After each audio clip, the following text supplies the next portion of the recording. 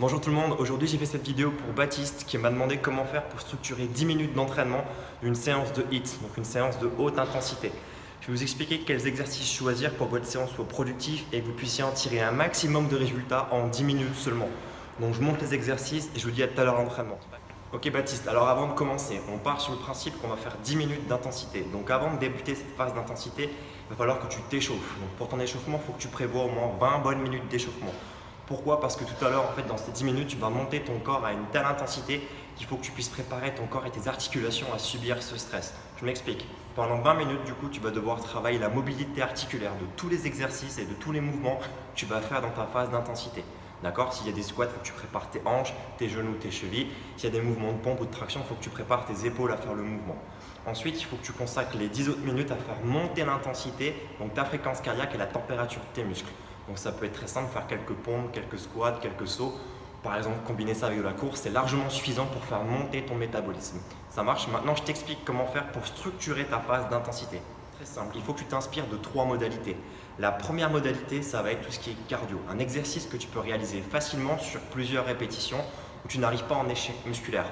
Par exemple, la course. Tu vas faire plusieurs fois le mouvement de course à pied sans être fatigué musculairement, mais plutôt sur le plan cardiovasculaire.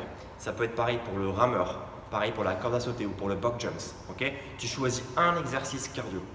Une fois que tu as choisi ton exercice cardio, tu vas prendre un exercice au poids de corps. Donc uniquement avec ta charge corporelle. Ça peut être les pompes, les tractions, ça peut être des sauts, des burpees, des sit-ups, des toes to bar, peu importe, un exercice au poids de corps. Tu en choisis un dans toute la liste.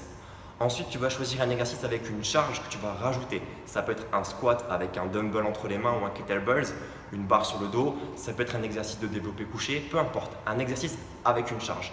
Donc l'idée, c'est que tu choisisses un exercice où tu peux faire du cardio, donc plusieurs répétitions. On va peut-être prendre par exemple la course à pied.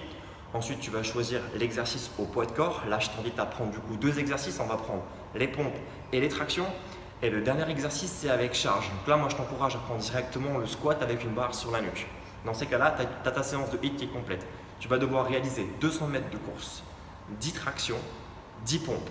Et lorsque c'est fait, tu fais 20 back squats avec la charge sur le dos.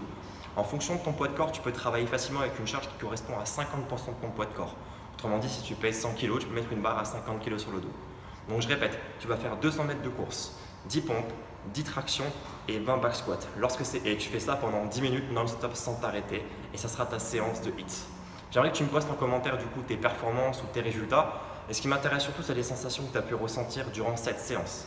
J'espère que cette vidéo a pu vous apporter de l'aide. Si comme Baptiste, vous avez des questions sur l'entraînement ou bien sur l'alimentation, mettez-moi un pouce bleu et directement en commentaire en dessous de cette vidéo avec votre question et je ferai une prochaine vidéo pour y répondre spécifiquement. Donc je vous dis à bientôt et bon entraînement. Bye.